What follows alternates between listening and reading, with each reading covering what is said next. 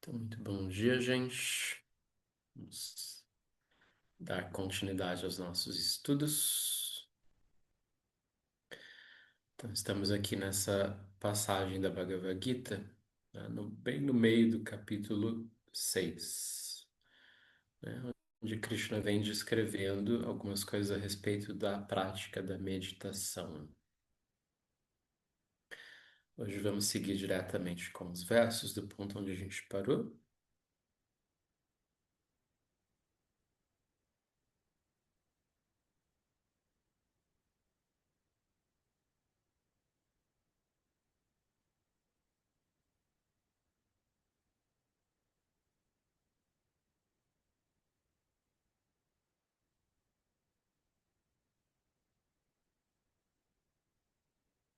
Então, onde a gente parou foi o verso 30, né?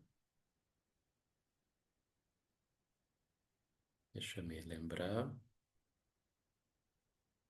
Isso mesmo. Não, verso 29. Então, o que acontece? Nessa passagem, eu inclusive considero ela uma das passagens mais bonitas desse texto. Do verso 29 até o 32, tá? Então, são quatro versos: 29, 30, 31 e 32. Krishna, ele vai falar sobre quatro níveis de realização advindas dessa prática de meditação no Atma, que a gente pode considerar como sendo quatro tipos de visão da equanimidade. Então, lembrem que ele vem explicando aqui, né, que essa meditação do Atma, ela culmina na percepção de que todos os seres vivos, em essência, eles são semelhantes. Então, todas as distinções que a gente faz entre os seres vivos são distinções a partir da perspectiva do corpo desses seres vivos, né? Nós nos diferenciamos por estarmos em corpos diferentes. Então, na própria sociedade humana, essas diferenças elas são percebidas como muitas vezes diferença de gênero, diferença de idade, né? Diferença de raça. Infelizmente, por conta disso, a gente cria diferentes tipos de julgamentos, né? Às vezes até tentamos estabelecer hierarquias,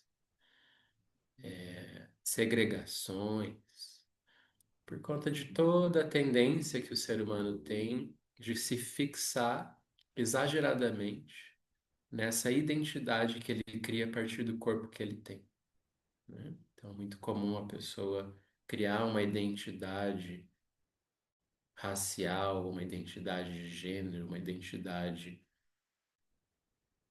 etária, né? E às vezes usar isso como uma forma de discriminar ou segregar outros grupos de pessoas, né? Por conta das suas diferenças identitárias. A mesma coisa acontece na forma como o ser humano percebe a sua relação com a natureza, os animais, os outros seres vivos, né? Em geral, o ser humano ele percebe os outros seres vivos como se fossem inferiores, como se eles estivessem assim à disposição, né, para o seu uso e abuso, né, em relação a esses outros seres vivos, como se eles fossem meros objetos, né? A gente sabe o quanto é crítico no mundo hoje a forma, né, como nós estamos tratando os animais, né, e a natureza como se fossem meros objetos de uso. Então, tudo isso surge da ignorância.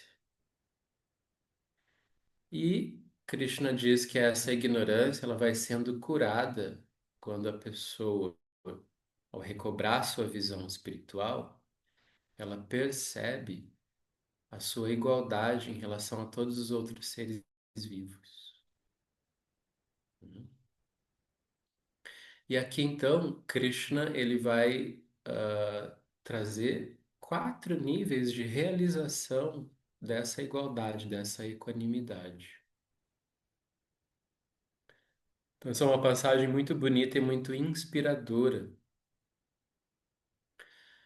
A gente viu o verso 29 na aula passada, né? Então, o que que ele diz aqui no verso 29? Vamos lembrar, né? Ele diz assim, que a pessoa que está fixa nesse estado de yoga, né? Que o tema é Yoga Yukta Atma, tá? Lembra que yoga, né? A palavra yoga, a gente não precisa traduzir. Yukta, como eu já falei antes, né? É o particípio passado dessa palavra yoga. A gente traduziria como sendo yogado, né? Mas aí a gente vai traduzir como fixo no yoga ou em estado de yoga, unido em yoga. E a Atma se refere à pessoa, né? O eu da pessoa, ou a mente, né? Então ele diz que essa pessoa que está em estado de yoga, ela vê tudo, ela vê igualdade, né, em tudo, né? Então Samadarshana, ela vê igual, Sarvatra, em tudo, em todos os lugares, igualdade em todos os lugares. E o que que ela percebe? Sarva Bhuta Stham Atmanam. Significa assim que ela percebe que todos os seres estão nela. E aí em seguida ele diz Sarva Bhutani Cha Atmani. E ela vê o seu próprio eu em todos os seres, né? Esse é um verso muito bonito para a gente contemplar. Então a pessoa ela percebe igualdade em todos os lugares.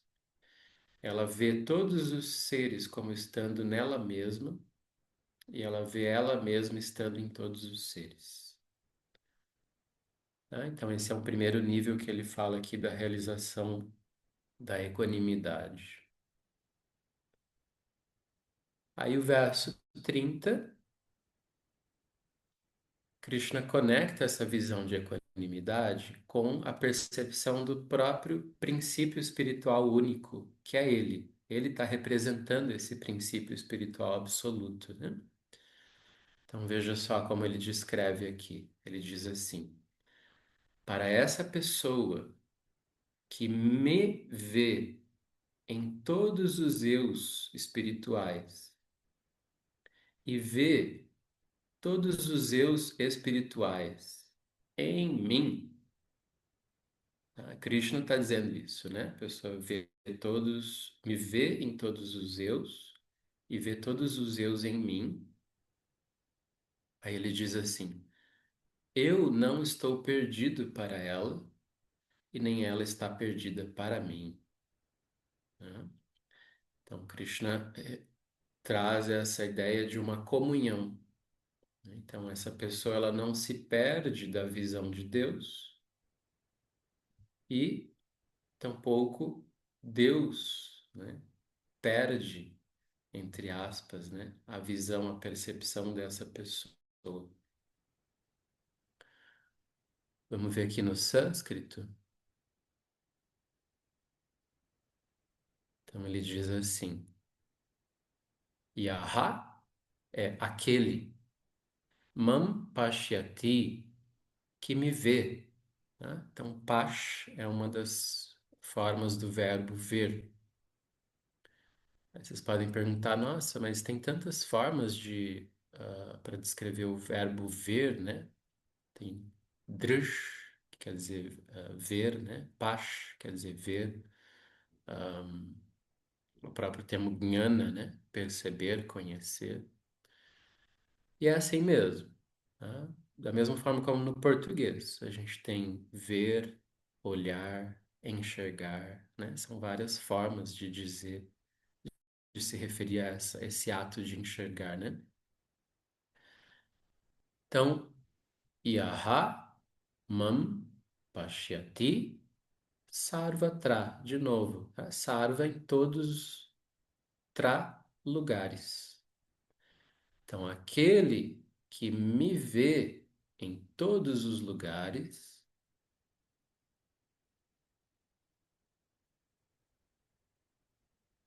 sarvam cha mai pashyati,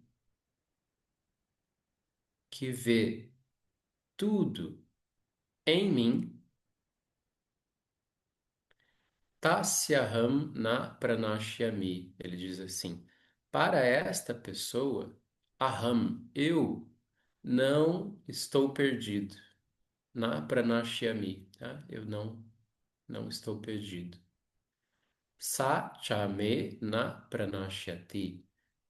Nem para mim ele está perdido,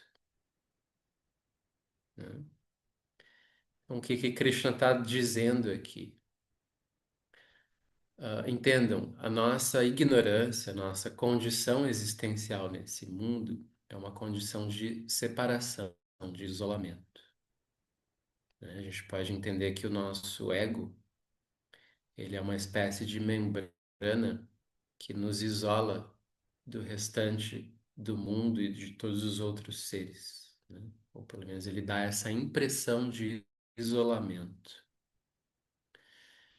De modo que, eu até brinquei na aula passada, né, que a partir dessa perspectiva do ego, a nossa sensação de estar no mundo é assim, é eu por mim e o mundo contra mim, né? Ou seja, a existência é uma luta para fazer valer o meu lugar, né?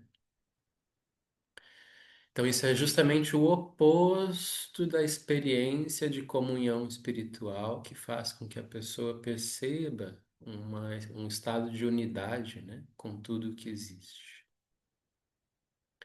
E aí, é claro, nessa condição egóica, onde a pessoa ela se percebe isolada, separada, né, é como se ela tivesse perdida para Deus, né, e é como se Deus também estivesse desaparecido, perdido, né, para ela. Mas aqui Krishna, ele diz então, para esta pessoa, né, que me vê em todos e vê todos em mim, eu não estou perdido para ela, nem ela está perdida para mim.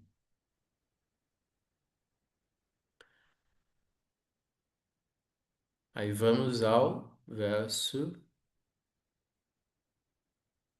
Opa, esse comentário é longo aqui, hein? Verso 31.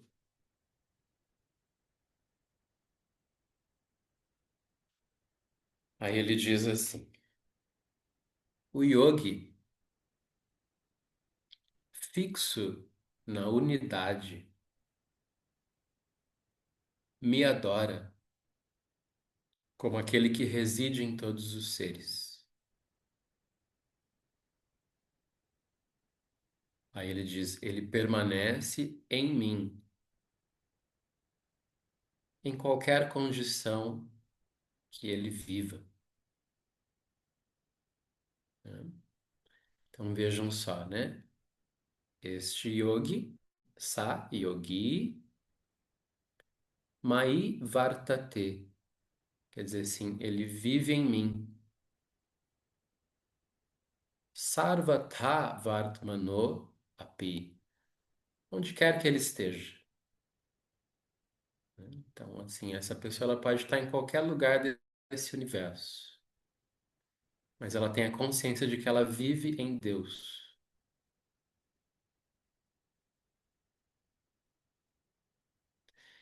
E fixo na unidade, né? Ekatvam astitaha, tá? Astitaha quer dizer fixo. Ekatvam, na visão de unidade, o que que essa pessoa faz? Ela me adora, tá? Mam bhajati. Ela me adora em todos os seres.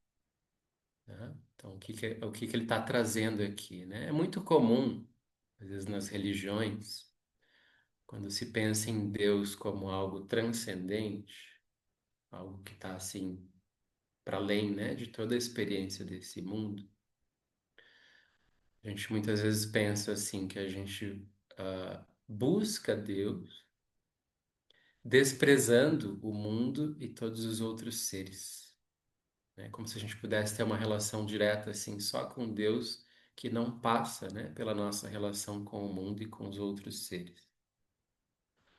Porém, Krishna está dizendo aqui que, na verdade, essa pessoa que ela tem a visão correta, né, que está nesse estado de yoga, fixo nessa percepção da unidade, ela vê Deus em cada ser vivo. E, portanto, ela respeita, né, e reverencia cada ser vivo como sendo uma expressão de Deus.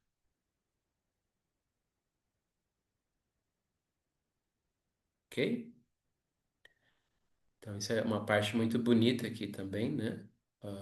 Porque se a gente acredita que a gente vai se conectar com Deus, né, tendo atitudes de desprezo ou de hostilidade pelos outros seres vivos, a gente está muito enganado, né? Porque Krishna diz que a visão de Deus leva a pessoa a essa profunda reverência e respeito por todo e qualquer ser vivo, porque ela percebe todo e qualquer ser vivo como uma parte de Deus,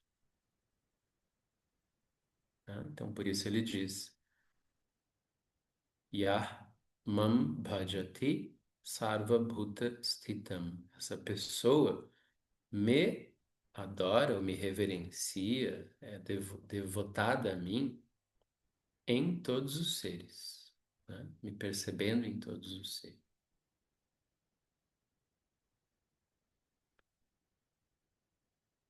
E aí então, o verso 32 que fecha aqui, né, essa passagem sobre esses níveis de realização espiritual, que são esses níveis de percepção de equanimidade.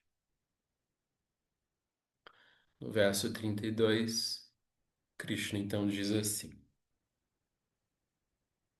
a pessoa que,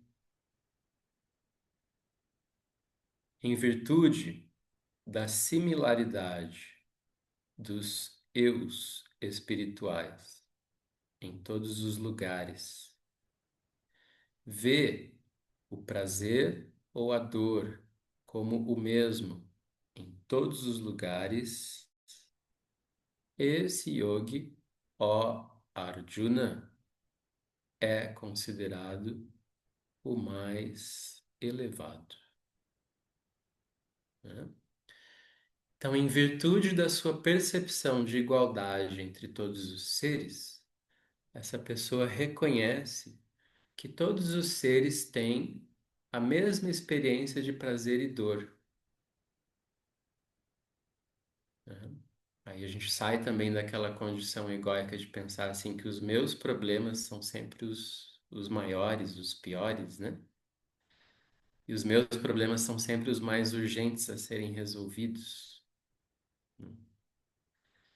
Então a pessoa, quando ela está experienciando ali os seus problemas, né, suas dores nesse mundo, ela sabe no fundo que é muito semelhante à experiência que todos os outros seres vivos têm nesse mundo, né? Então, tanto os prazeres e as dores, elas fazem parte dessa experiência universal, né, da dualidade desse mundo. Então, um primeiro nível de entendimento desse verso é que a pessoa, obviamente, ela tem compaixão, empatia, de entender que o que todos os outros seres estão experienciando, né, é muito semelhante ao que ela também experiencia. Ninguém é mais ou menos prejudicado ou privilegiado nisso, né? Todos nós estamos dentro dessa experiência de dualidade, de prazeres e dores. E o que que é importante aqui também, tá? Isso vai aparecer no comentário do Ramanuja.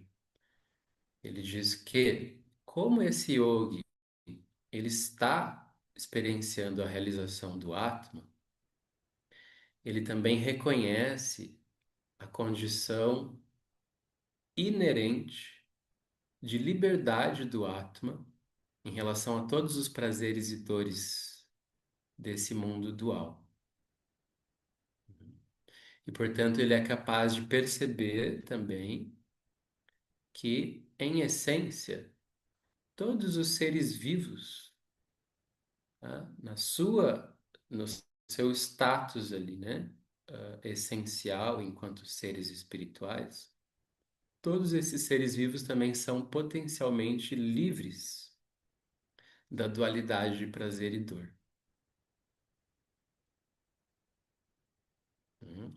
Por isso, é muito comum que esses yogis, quando eles alcançam essa realização, né, eles vão traduzir isso na sua ação cotidiana como um desejo, uma motivação de ajudar a despertar os outros seres, né, para essa ignorância que permeia tudo, para que, assim como ela, né, todos os outros seres possam alcançar essa visão clara da sua condição espiritual liberta de todas as dualidades de prazer e dor, né? Então, por isso, Krishna diz aqui, né? Então, essa pessoa, né? Que, de novo, pashyati, né? Ela vê em todos os lugares, da mesma forma, né? A semelhança entre os atmas, entre os eus espirituais, né? Vendo sukha, o prazer, e dukkha, o sofrimento, como sendo igual para todos, este yogi é considerado o mais elevado, tá? Então, Sayogi Mataha é considerado Parama, o mais elevado.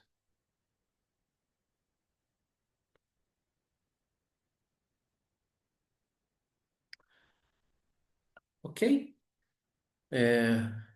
Então, hoje a gente vai ficar aqui só com esses 4 versos. A gente vai, em seguida, entrar num outro tema da conversa aqui entre Krishna e Arjuna, né? Porque Arjuna vai levantar uma questão a respeito da dificuldade dessa prática de meditação e de conseguir alcançar, né, e permanecer nessa visão que ele está descrevendo. É isso mesmo, tá? Agora vai entrar a pergunta do Arjuna. E aí Krishna vai responder sobre como é possível realmente desenvolver essa visão e permanecer nela, né? Uma passagem bem interessante que também comunga um pouquinho com temas do Yoga Sutra. Então, na aula que vem eu vou apresentar essa parte para vocês. Ok? Então, fechamos hoje no verso 32. Aí me digam o que vocês sentem aí desses 4 versos. Eu realmente acho esses 4 versos, para mim, assim, uma das passagens mais lindas da Bhagavad Gita. E eu já tenho pergunta, Marcos. Pode perguntar.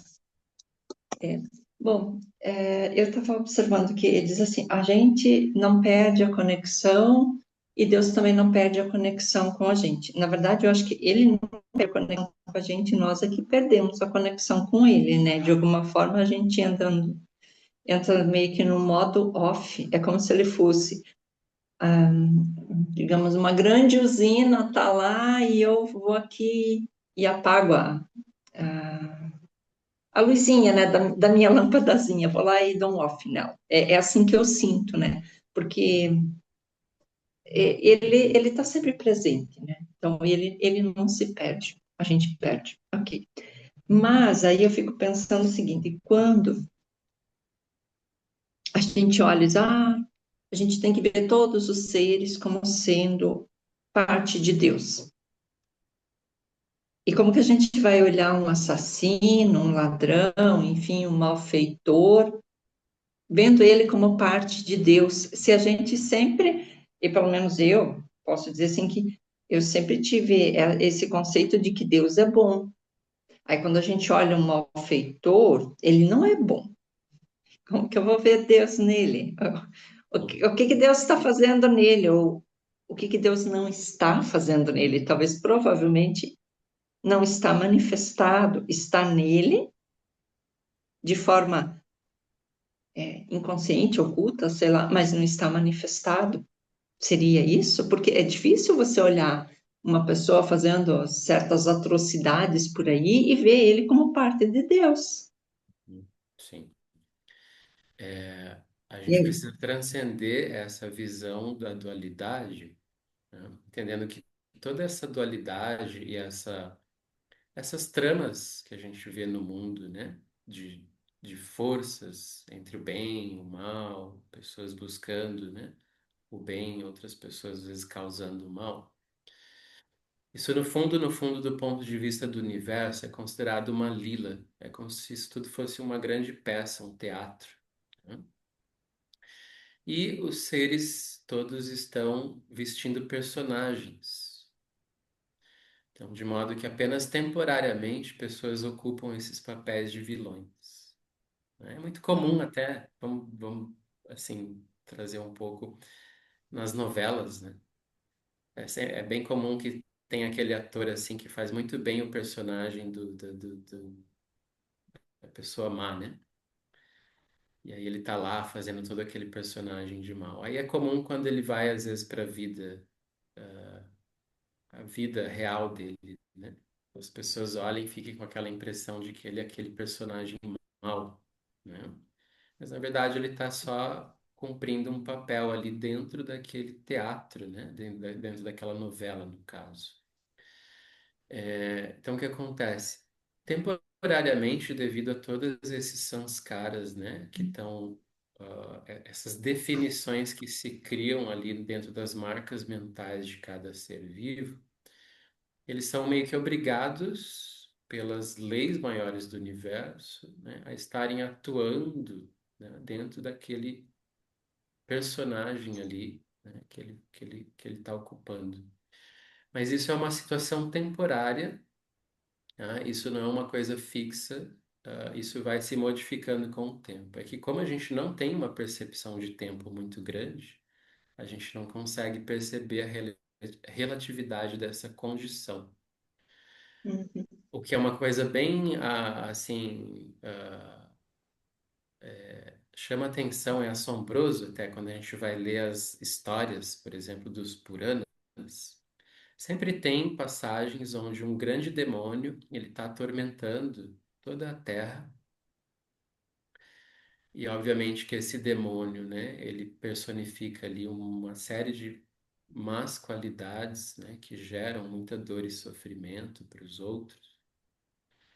E aí é muito comum nessas histórias, por exemplo, um avatar vem, o avatar é considerado muitas vezes essa encarnação de Deus, né? Que vem ali para resolver o problema do que aquele demônio está causando, né? E aí eles travam suas lutas, suas batalhas e finalmente Deus elimina aquele demônio, né? Ele mata, executa aquele demônio.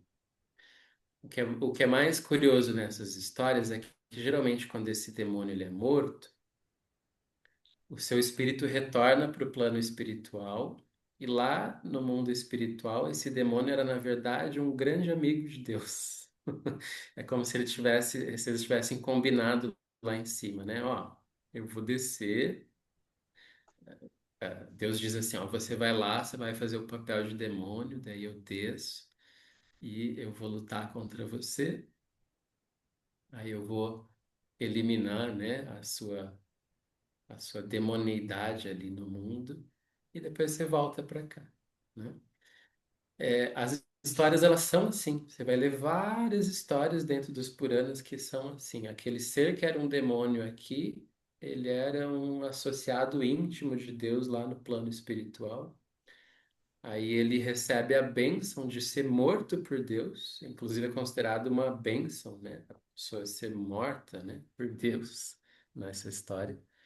Porque a pessoa, quando ela é morta por Deus, ela recebe a liberação automaticamente, né? Então, Aí eu o estava demônio, pensando ele numa alcança a pesquisa. sua iluminação espiritual de volta, né? Justamente por fazer esse papel de estar ali, né? Como um demônio se sujeitando a ser executado, né? Nas mãos de Deus.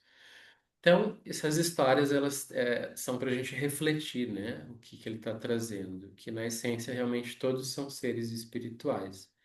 E todos estão apenas cumprindo papéis, né, personagens aqui nesse mundo.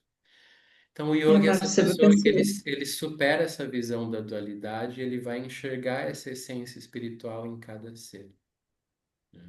Eu pensei que esse Deus e esse demônio, eles habitam exatamente dentro de cada um de nós, né? Sim.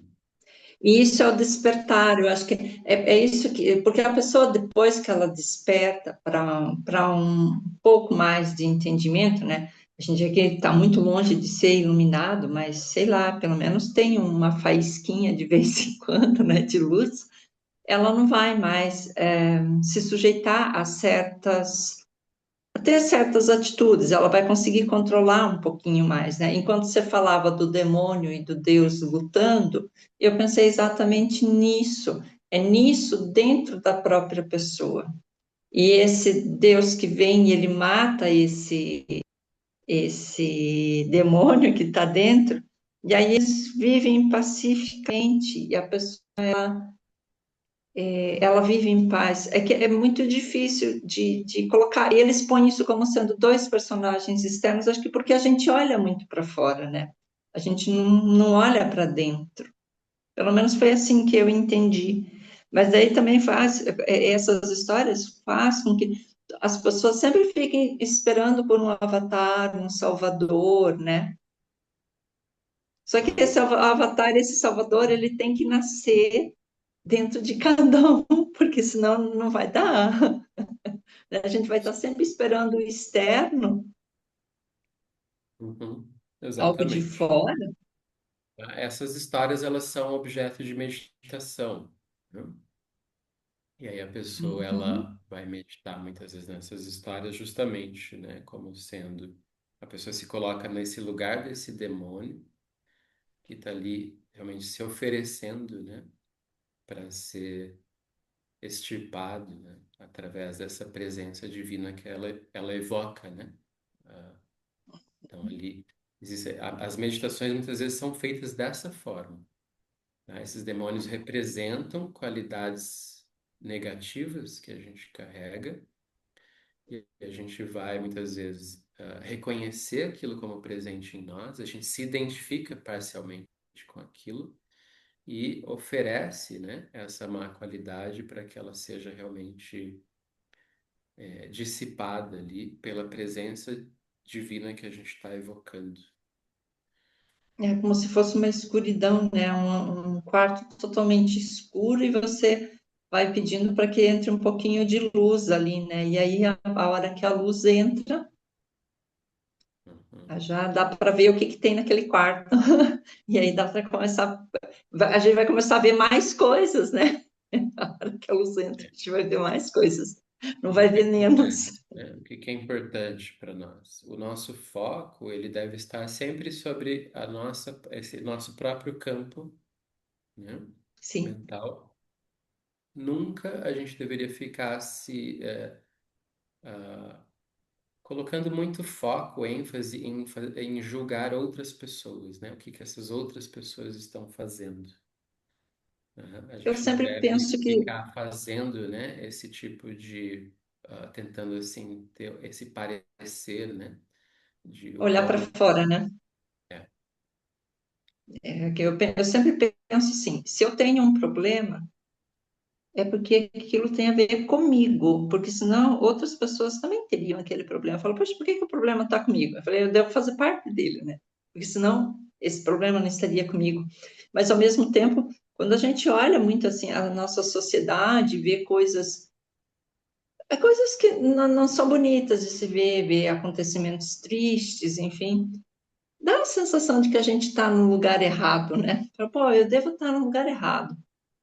Né? Como é que eu vou conviver com tudo isso? E aí eu penso que talvez seja o momento de pensar qual é o meu papel nisso tudo, né? Sim. Nessa lila doida que nós estamos agora, por sinal, né? É que agora realmente temos muita coisa acontecendo, né? E acontecendo muito rápido. Mas tá bom, já tomei bastante tempo. Obrigada, Marcos. Patrícia? Então, Marcos, bom dia a todos. Quando você estava falando do último verso, aí você rolou um pouquinho para baixo, porque está falando da equanimidade no prazer e na dor. Aí eu li ali rapidamente que ele estava dando o exemplo do nascimento e da morte de um filho. Isso. E até essa semana eu no trabalho fui entregar um documento para uma senhora e ela me, assim, eu fiquei uma hora e pouco com ela porque ela foi me contar a história da morte da filha, já jovem, assim. E é muito grave. Todas as pessoas que eu conheço que perderam filhos é um evento, né? Completamente que marca completamente essa pessoa nessa existência. E aí me parece assim completamente difícil essa postura de conseguir ter a mesma paz ou o mesmo contentamento na alegria de ver o nascimento do teu filho e da morte. Então, como é que é esse ensino? Acho que é até curto demais, não vai dar para, mas que a gente, como conseguir essa equanimidade em eventos tão dramáticos, assim, ou tão alegres e tão, como ficar nisso? Eu não sei, me chamou a atenção.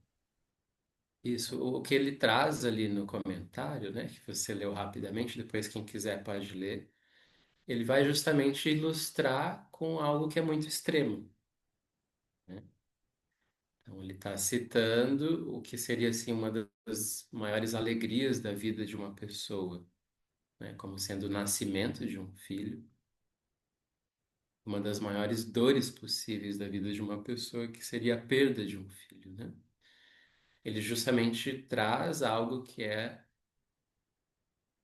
um tipo de prazer ou dor extrema, né? Para fazer a ilustração do que ele está dizendo. Então, ele está dizendo que isso é que realmente nos toma, né?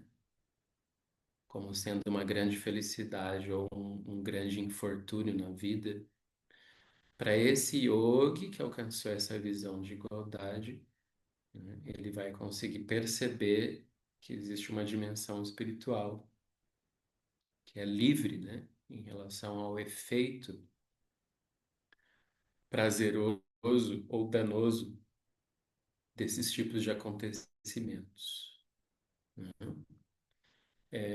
Eu não sou a melhor pessoa para dizer porque eu não tenho filhos, mas eu conheço pessoas, já acompanhei pessoas em terapia que trouxeram justamente essa temática de terem perdido um filho ao longo da vida, né? Então é muito.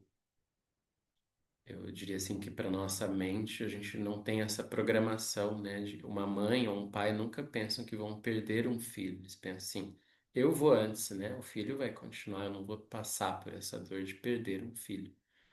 Mas isso muitas vezes acontece na vida das pessoas, né? E o que eu percebo, todas essas pessoas que eu pelo menos acompanhei, né? Eu me lembro assim de cabeça umas 4 pessoas que perderam filhos. Todas elas se fortaleceram muito na busca espiritual que elas estavam fazendo, né?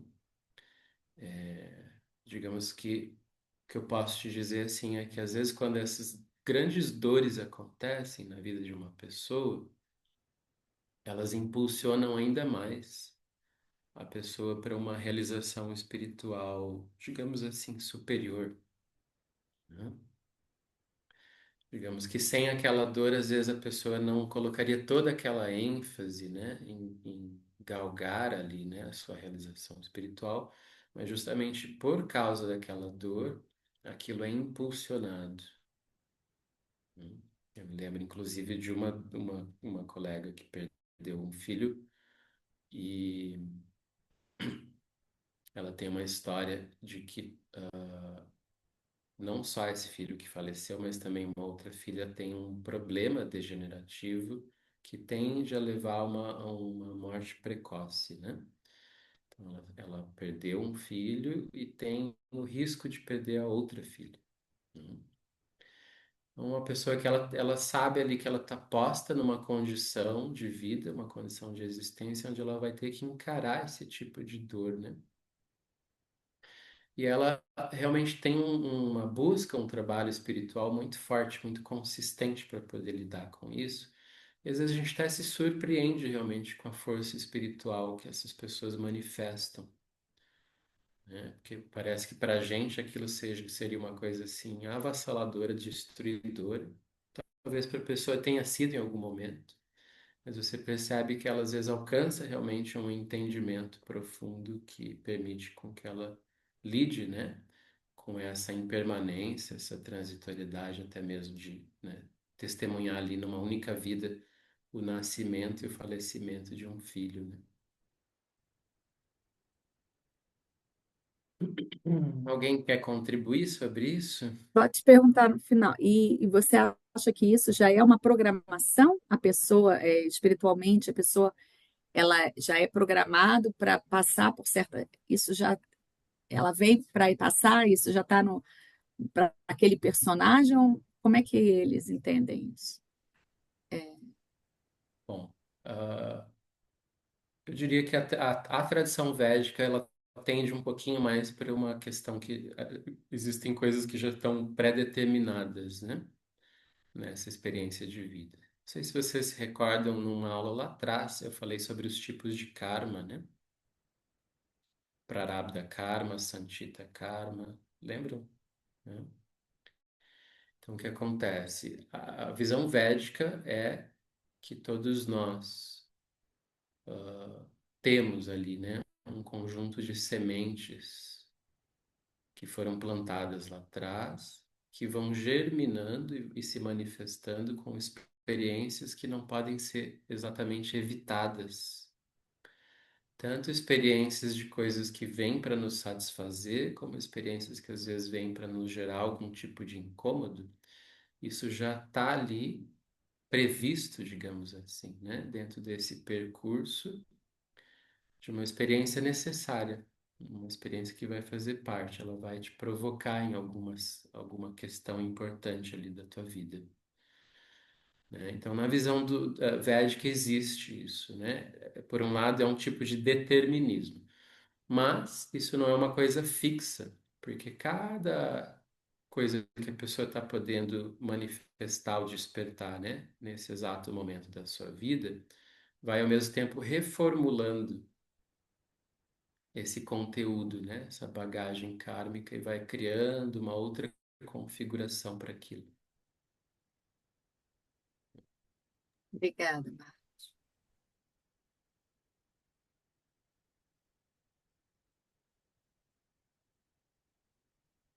Ok, gente. Então, finalizamos por hoje. Muito bem. Uma boa semana. Obrigada, Mar. Obrigada. Obrigada, boa semana, Tchau, Marcos. Boa pessoal. semana. Tchau. Tchau.